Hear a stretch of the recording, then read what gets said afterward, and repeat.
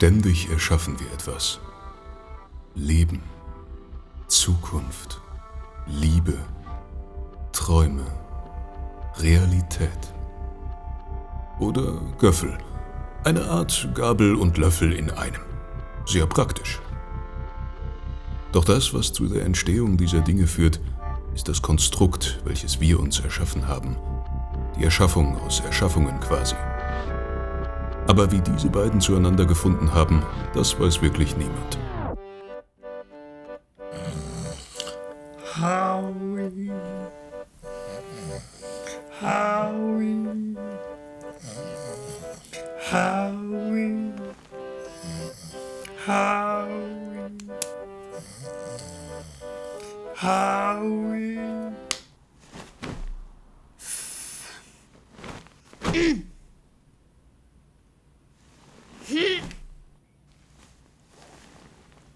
Was passiert? Wo bin ich? Du nervst mich! Und trimm dir dein Bart, du siehst aus wie ein Penner. Anna, bitte. Wenigstens hat er sein Bart getrimmt. Sah schon aus wie ein Penner. Ich mein Obdachloser. Oh, ein Kompliment. Anna, so funktioniert das nicht. Ja, das sagst du. Wie denn auch? Du verstehst mich falsch. Ich rede nicht von eurer Beziehung, sondern dem bisherigen Ansatz. Da ihr mir bisher nicht sagen konntet, wofür ihr euch dankbar seid und euch auch nicht aus den Fängen der Ironie und Sarkasmus befreien konntet, fangen wir doch lieber mal ganz von vorne an. Wenn ihr einverstanden seid. Ada? Meinetwegen.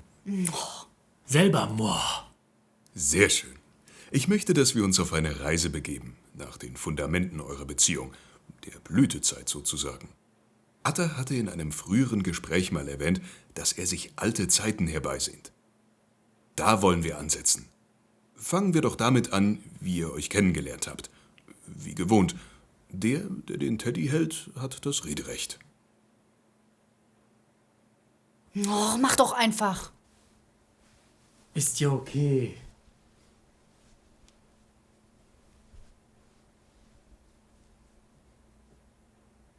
Was soll ich jetzt sagen? Erzähl mir was von schönen Momenten aus der Vergangenheit mit Anna. Fangen wir doch einfach mit eurer Kennenlerngeschichte an. Naja,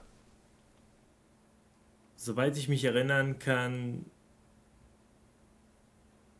haben wir uns auf einer Party kennengelernt. Ja. Ich war kurz rausgegangen, um etwas Luft zu schnappen. Hatte an dem Abend gut das Tanzbein geschwungen. Man muss schon sagen, der Rhythmus... Interessiert keinen. Dann kam aber unsere liebe Anna schon an und meinte, hey, ne? Moment. Soll das etwa mich darstellen? So höre ich mich nun wirklich nicht an. Anna, halt dich bitte an die Regeln. Danke. Wo war ich? Ach ja. Hey, na? Wie geht's so? Und ich so... Und ich so... Mir geht's hervorragend, danke der Nachfrage. Boah, voll die geilen Schuhe. Boah, ich hab die voll angeglotzt. Dann haben wir die Nummern ausgetauscht und sie hat mir am nächsten Tag geschrieben. Ernsthaft? Voll angeglotzt? Gib das Ding her. Also erst einmal zur Klarstellung. Nicht ich, sondern Atta war voll, sagen wir mal, beschwipst.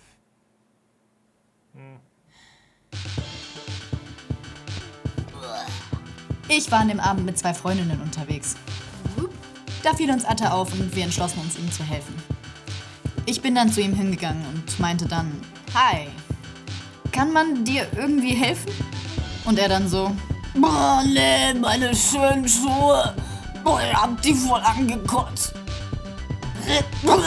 Ja, oder so. Irgendwas dazwischen halt. Er hat uns leid getan, deswegen haben wir ihn dann zu einem Taxi gebracht. Hä?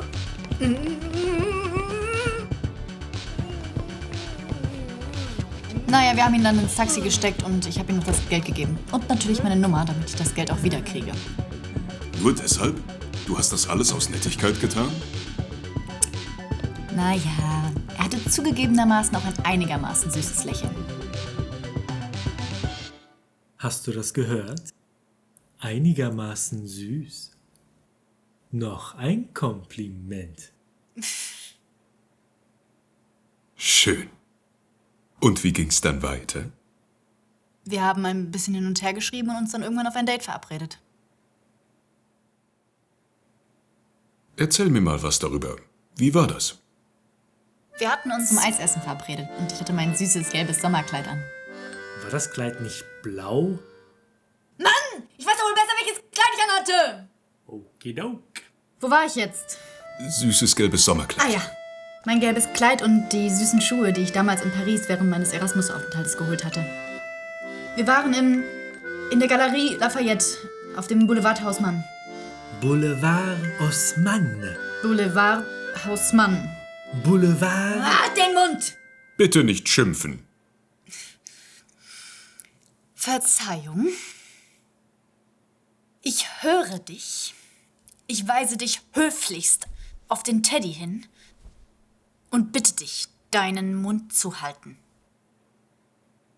Danke. Wo war ich? Boulevard Haussmann. Ich hasse dich. Süßes Kleid, tolle Schuhe. Weiter. Ah ja. Chloé Bernard aus Frankreich war so neidisch auf meine Sandalen. Sie so, je suis so jalouse of you. Maria Garcias aus Spanien auch voll. Estoy tan celosa of you. Francesca Russo aus Italien. Wow. Svetlana Grigorievna aus der Ukraine. Tilda Pettersson aus Schweden. Margarete Willibrand aus Österreich. Und Karunalai Kamalanathan Kaputitila aus Finnland. Wie war das Eisessen? War gut. Jupp. Ja, schön.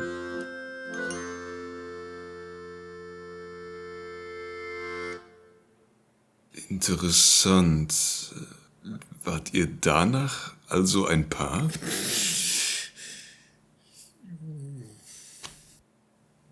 Was hat eurer Meinung nach gestimmt, dass ihr diesen Weg gegangen seid? Ich habe zu ihren Schuhen gepasst. Also, das habe ich doch nur... Das stimmt nicht. Ganz. Okay. Hat einer von euch vielleicht eine Geschichte, die besonders romantisch für euch war und eine besondere Bedeutung hatte? Ja. Unser Date im französischen Restaurant hat mir sehr viel bedeutet. Ich wollte, dass er meine Welt kennenlernt. Wir waren im Les Sangliers Fous. Le Son... Meine Welt! Ein super französisches Restaurant. Also so richtig französisch. So typisch französisch. Total vornehm. Heißt Le Son Le Fou nicht verrücktes Wildschwein? Ja. Und? Nichts. Weißt du noch, wir hatten diesen unglaublich charmanten Kellner mit dem französischen Akzent. Wie hieß er noch gleich? Jean-Philippe? Nein, Jean-Claude. Ach, keine Ahnung. Aber er hat mich Mademoiselle genannt. Das auch noch mit so einem richtig tollen französischen Akzent, weißt du? So Mademoiselle. Aha. Jetzt wissen wir ja, weshalb dir dieses Date so wichtig war. Oh, jetzt fängt das schon wieder an. Ja, unnötig eifersüchtig. Und außerdem war er gar nicht so schön. Hab ich auch nie gesagt. Hatte der nicht eine riesige Monobraue? Ja, keine Ahnung, vielleicht. Was ist doch jetzt egal? Ich habe doch nur gesagt, dass er charmant war. Ja, wenn charmant für dich gierig und lüstern bedeutet. Och, du übertreibst schon wieder maßlos. Der hat dich die ganze Zeit angestarrt. Hat der nicht? Und total überheblich und hochnäsig war der auch. Heute haben wir auf unserem Menü eine Gemüsepampe, die wir nach einem Rattenfilm benannt haben. Er meint Ratatouille. Ratatouille, lecker. Ja, du sagst es. Wenn ich Ratatouille mache, dann nennst du es doch auch nicht Gemüsepampe. Aber könnte ich. Wie bitte? Sag mal. Was? Du bist diejenige, die mit dem hässlichen Kellner geflirtet Och, jetzt hat. hat er komplett den Verstand verloren. Der Abend hat mir viel bedeutet. Oh, welch bedeutsamer Tag, als ich mit dem Franzosen mit französischem Akzent geflirtet habe.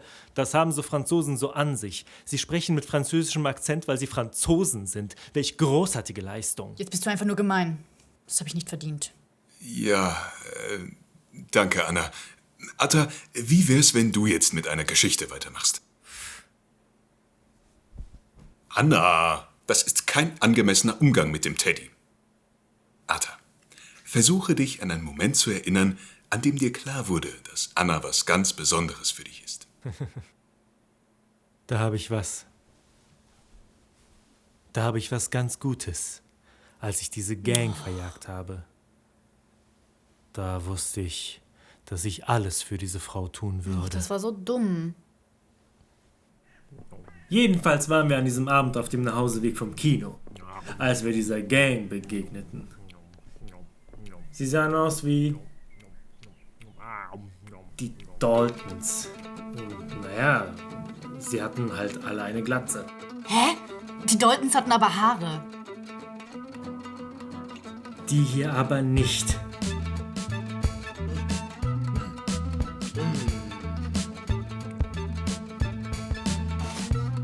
Die waren voll auf Stress aus und haben es total angepöbelt. Hey. Und haben sich voll an Anna rangemacht, obwohl ich direkt daneben war. Also das könntest du an Absurdität überhaupt nicht übertreffen. Das war einfach so... ja krank.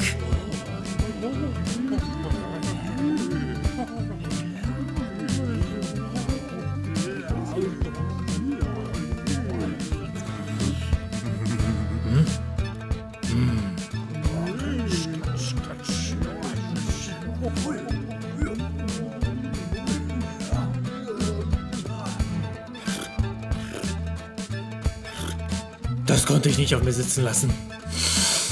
Und haben mich darum gekümmert. Und Anna dann so, oh nein, tu es nicht. Ich habe sie dann voll weggeklatscht, den einen nach links und den anderen nochmal nach rechts. Und Anna war dann voll beeindruckt und dachte sich so, wow, was für ein Held. Dann kam auch schon der Rest voll aus dem Bild und dann nochmal den anderen nochmal als letztes, oh nein, links. Und dann dachte ich noch zu ihr, na, geht's dir gut? Ich habe die Bastarde verjagt. Hast du nicht.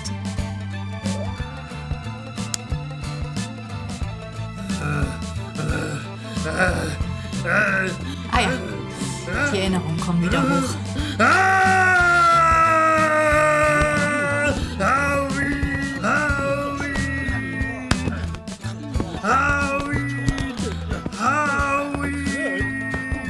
Ich kriege immer noch Albträume von dieser Stimme.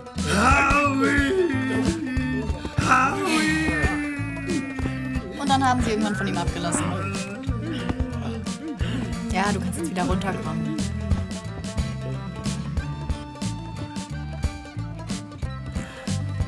Siehste, ich habe sie doch verjagt.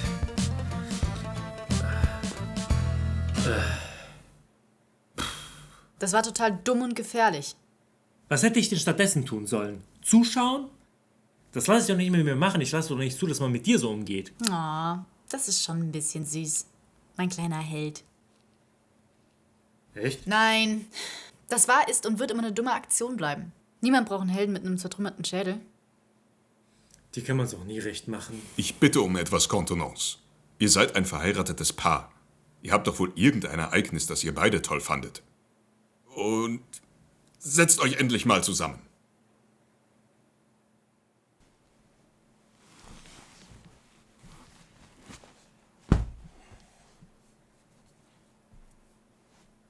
Ihr habt irgendwann entschieden zu heiraten. Es gab doch wohl einen Antrag oder sowas. Ja, den gab es. Und wie es den gab. Gut. Wie wär's, wenn wir darauf näher eingehen könnten? Mit Vergnügen. Ich mach das schon. Also, halt dich fest. Es war abends. Wir waren in unserer alten Wohnung. Am Zähneputzen. Wir waren dabei, uns Bett fertig zu machen. Und dann meinte er auf einmal aus heiterem Himmel: Ich finde, wir wollten heiraten. Und ich dann so: Was hast du gerade gesagt? Und er dann so: Ich finde, wir wollten heiraten. Hast du gerade heiraten gesagt? Mhm. Du meinst jetzt wir beide? Du und ich? Ist das dein Ernst? Hä? Also, das ist jetzt dein Antrag? Ich finde das nicht witzig. Hast du das wirklich so gemacht? Ja, so ungefähr. Ich bin noch nicht fertig. Okay. Und hast du einen Ring oder so? Das mache ich dann morgen. Kannst du dir das vorstellen? Typisch Atta, ey. Romantisch wie so ein Stück Holz. Das war der schönste Moment in meinem Leben. Es tut mir leid, dass der Moment für dich nicht so schön war wie für mich. Ach, Atta. Ich fand's doch auch okay. Sonst hätte ich doch nicht Ja gesagt. War gerade nur ein bisschen sauer.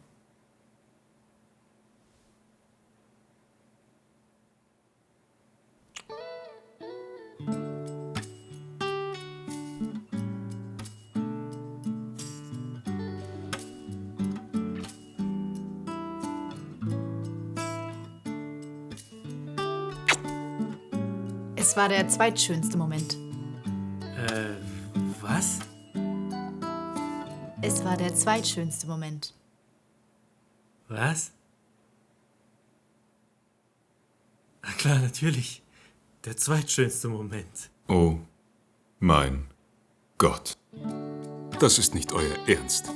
Ihr diskutiert darüber, wer von euch betrunkener war, über die Farbe eines Kleides, über das Aussehen eines Kellners oder ob Atta nun ein Held war oder nicht. Aber erwähnt nicht das kleine Detail, dass ich eine Art Ausgeburt der Liebe bin. Eurer Liebe. Ich denke, dass ihr keine weiteren Therapiesitzungen braucht. Im Gegensatz zu mir. Findet ihr nicht? Ich habe keine Lust mehr. Kann ich jetzt was anderes spielen gehen? Klar, Schätzchen. Natürlich. Immer dasselbe mit euch beiden. Eure Beziehung, meine Verantwortung. Toll.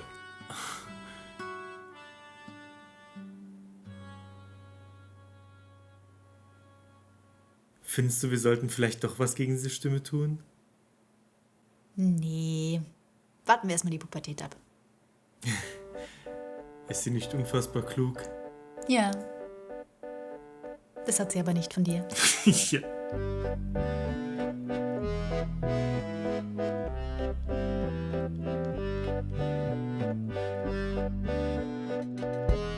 Menschen erschaffen gemeinsam Gewaltiges. Sie erschaffen Freude und Leid, Leben und Tod, Liebe und Hass, Träume und Realität. Manchmal stellen sie sich die großen Fragen der Menschheit. Zum Beispiel die, was zuerst da war. Die Henne oder das Ei? Manchmal finden sie Antworten darauf. Manchmal finden sie bloß einen Göffel. Der beantwortet zwar keine Fragen, hilft aber dabei, ein Ei zu essen, ohne zu kleckern. Und das ist ja auch schon viel wert.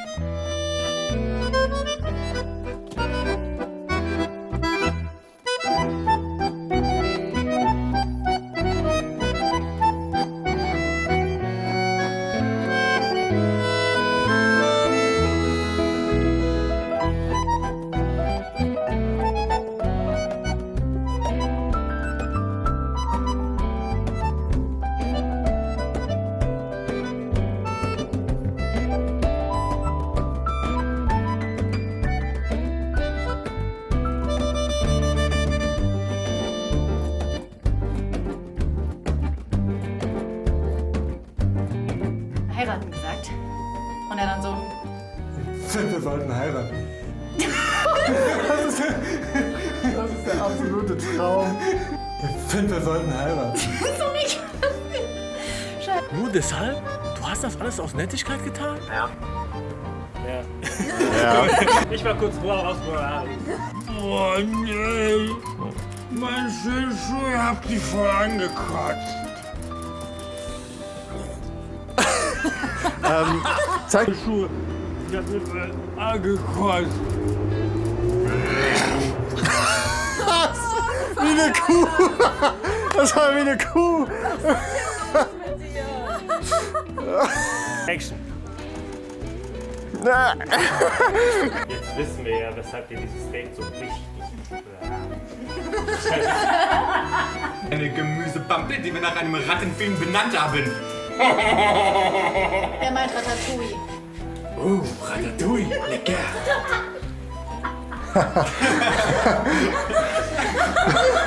Heute haben wir auf unserem Menü eine... Du spielst wieder mit.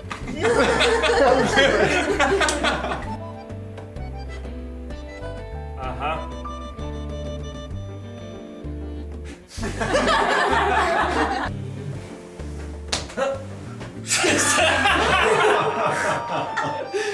Aber das mit den Füßen war zu früh. Ich richte mich ja.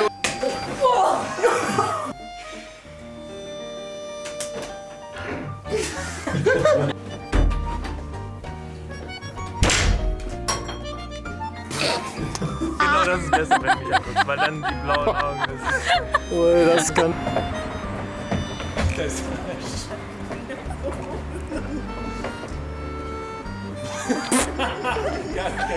Hier ist Arias und da ist my Precious. Okay. Ich habe die Bastarde verjagt. Scheiße. Ich habe die Bastarde verjagt. Nee, sorry.